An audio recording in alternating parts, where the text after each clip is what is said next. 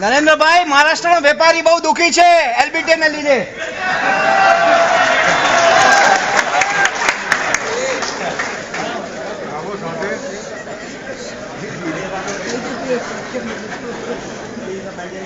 आदरणीय श्री मथुरादास भाई, श्रीमान निरंजन भाई, उपस्थित सभी महानुभाव, मैं सबसे पहले आप सबसे क्षमा चाहता हूं. मुझे शायद यहाँ 6 बजे पहुंचना था, लेकिन मुझे पहुंचने में थोड़ा विलंब हुआ. और विलंब इसलिए हुआ कि मैं कर्नाटक के चुनाव प्रचार का अभियान में था. और चुनाव प्रचार अभियान आप जानते हो समय किस तरफ ले जाता है. उसके कारण मुझे आने में विलंब हुआ. शायद ही चैम्बर का ये पहला कार्यक्रम ऐसा होगा कि जहां लोगों को नीचे बैठना पड़ा है.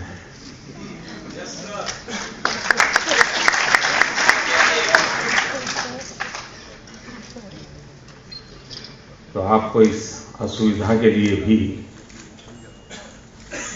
और वो भी लंबे समय इंतजार करना पड़ा.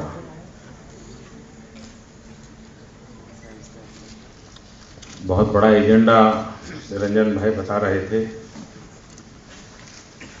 कहां से शुरू करूं, क्योंकि कहने को इतने विषय हैं. एक बात सही है कि हमारे देश में राजनीति अपनी जगह पर चलती रहती है. राजनीतिक दल, राजनीतिक नेता, विरोध, ये सारी बातें होती रहती है. लेकिन शायद पहली बार इस देश में बड़ी प्रखरता से साफ जनता के भीतर से आवाज उठ रही है. एक आक्रोश की अभिव्यक्ति हो रही है. जिन्हें जहां जगह मिलती है, अगर ट्विटर पर मिले तो ट्विटर पर, फेसबुक पर मिले तो फेसबुक पर, जंतर मंतर जाकर के चिल्ला सकता है तो वहां चिल्ला करके, जहां उसको मौका मिल रहा है वो अपना आक्रोश व्यक्त कर रहा है. और ये आक्रोश कुछ लेने के लिए लोग नहीं कर रहे हैं. ये सबसे बड़ी बात है. हमारी मांगों पूरी करो ये कहकर के चलने वाले आंदोलन, उसके लिए चलने वाली लड़त बहुत होती है. लेकिन शायद आजादी के बाद बहुत ही कम ऐसे उदाहरण मिलेंगे जो इन दिनों नजर आते हैं कि लोग देश का बुरा नहीं देख पा रहे हैं और इस परिस्थिति को झेल नहीं पा रहे हैं. सारे आक्रोश के भीतर की कथा लोग देख रहे, नैया डूब रही है, परेशानी महसूस कर रहे हैं.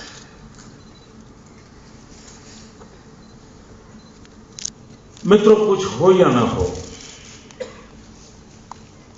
आज हो या कल हो, ये करें या वो करें, इश्यू वो नहीं है.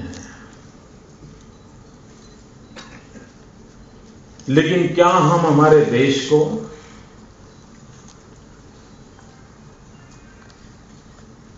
इस अवस्था में देखते रह जाएंगे क्या?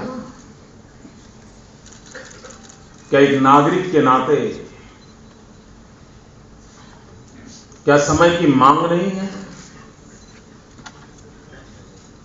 क्या हम इस परिस्थितियों के पलटने के लिए एक माहौल क्रिएट करें, एक ऐसी अवस्था पैदा करें, संगठित रूप में करें?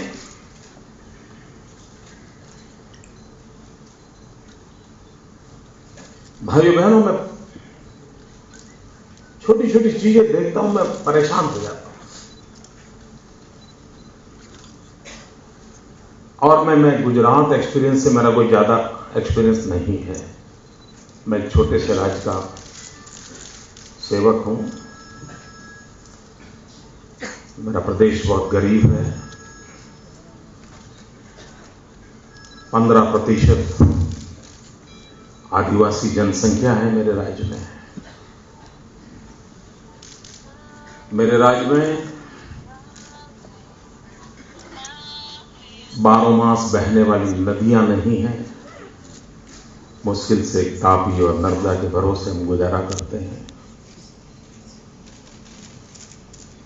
हमारी स्थिति यह है कि बहुत बड़ा रेगिस्तान है हमारे पास, और उधर पाकिस्तान है।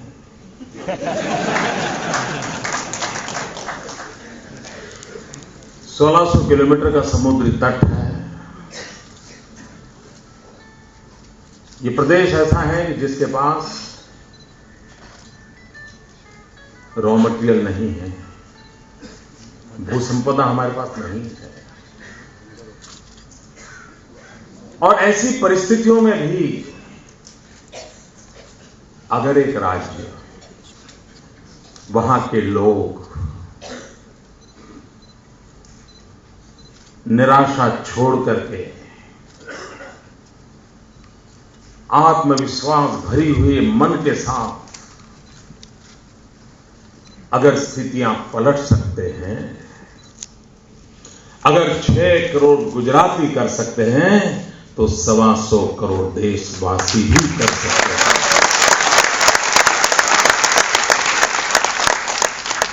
और उसकी पहली शर्त है, इस जनता जनार्दन के प्रति भरोसा चाहिए। हमारी युवा शक्ति पर हमें विश्वास होना चाहिए। खेत खलिहान में काम करने वाले हमारे किसान भाइयों के प्रति हमारा आदर भाव होना चाहिए। दिन रात पसीना बहा करके मशीन के साथ, मशीन की जैसी जिंदगी जीने वाले मजदूर के प्रति सम्मान का भाव होना चाहिए। माता बहनों की डिग्निटी, ये हम सबका दायित्व होना चाहिए। अगर ये हम माहौल क्रिएट करें, मैं गुजरात एक्सपीरियंस से कह सकता हूं, यह सब संभव है।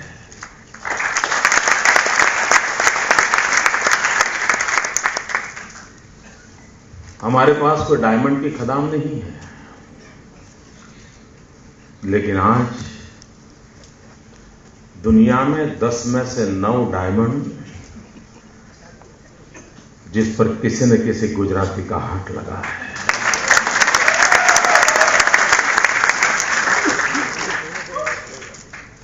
दुनिया का कोई भी धनी व्यक्ति, उसके शरीर पर अगर डायमंड होगा तो विश्वास कीजिए वो डायमंड वाया गुजरात आया होगा।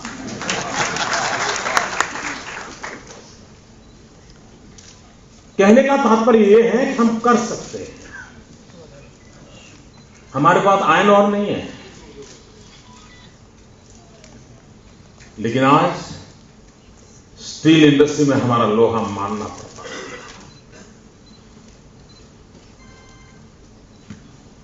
हम भी निराश होकर के बैठे सकते थे, अब क्या करें भाई, पानी नहीं है तो ठीक है, जब बारिश आएगी तब कर देंगे। नहीं, पता है ईश्वर ने व्यवस्था की है, हमारे पास नहीं है पानी, तो रोते बैठेंगे क्या? मित्रों, जिस देश में गंगा यमुना के पट हो, कृष्णा गोदावरी हो, सिंधु का जल हो, सब कुछ हो, उसके बावजूद भी देश का एग्रीकल्चर ग्रोथ 2%, 3%, 2%, 3%। अगर एग्रीकल्चर ग्रोथ नहीं होगा तो रूरल इकोनॉमी को बल नहीं मिलेगा। और इस पूरे अर्थचक्र को गति देनी है, उसको बल देना है, तो हमें गांव के व्यक्ति का परचेजिंग पावर बढ़ाना पड़ेगा। गांव के नागरिक की खरीद शक्ति बढ़नी चाहिए। और गांव के नागरिक की खरीद शक्ति तब तक नहीं बढ़ती है जब तक कि हम एग्रीकल्चर ग्रोथ में हम सारी स्टैग्नेंसी को तोड़ करके बाहर नहीं निकलते हैं। और इसलिए गुजरात ने अपने विकास के मॉडल को जो पसंद किया है उसे 3 हिस्सों में बांटा है। 1/3 agriculture development, 1/3 manufacturing and 1/3 service sector. यहां बैठे हुए सब लोग जानते हैं कि जब 1 मई 1960 गुजरात और महाराष्ट्र अलग हुए, उस समय के अखबार निकाल दीजिए, क्या बयान आते थे? बयान यही आते थे, क्या होगा गुजरात का, ये कैसे आगे बढ़ेंगे, इनके पास है क्या, कोई नेचुरल रिसोर्सेज तो है नहीं, करेंगे कैसे, ये चर्चा उस समय का अखबार देखिए। और एक समय था हम लोगों की छवि क्या थी गुजरात की? We were a trader state. एक जगह से लेते थे, दूसरी जगह पे देते थे, बीच में निकालते थे। यही था हमारा। आज उसका कैरेक्टर पूरा बदल करके एक मैन्युफैक्चरिंग स्टेट बन गया। मित्रों, गुजरात की छवि थी अकाल पीड़ित राज्य की, वाटर स्कैरसिटी वाले स्टेट की, एग्रीकल्चर ग्रोथ की कोई कल्पना नहीं कर सकता है। लेकिन भाइयों बहनों, पिछले 10 साल का रिकॉर्ड कहता है, और एकांत बार एग्रीकल्चर ग्रोथ बड़ा होना कोई बड़ी बात नहीं है, होता है कि पिछली बार अगर माइनस है और इस बार अगर बारिश अच्छी हो गई तो आप 15-17% ग्रोथ एक साल में तो कर लेते हैं। लेकिन लगातार 10 साल का एवरेज करीब 10% एग्रीकल्चर ग्रोथ, ये हिंदुस्तान का रिकॉर्ड है।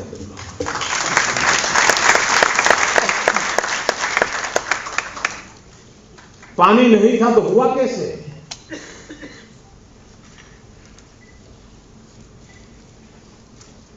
मित्रों, गुजरात पहला राज्य था जिसने एक इनिशिएटिव लिया। हमारे देश में मनुष्य भी बीमार होता है तो उसका हेल्थ कार्ड नहीं है। यहां पर इतने संपन्न लोग बैठे हैं, फिर भी बहुत लोग होंगे जिनका अपना हेल्थ कार्ड नहीं होगा। गुजरात के किसान के पास सॉइल हेल्थ कार्ड है।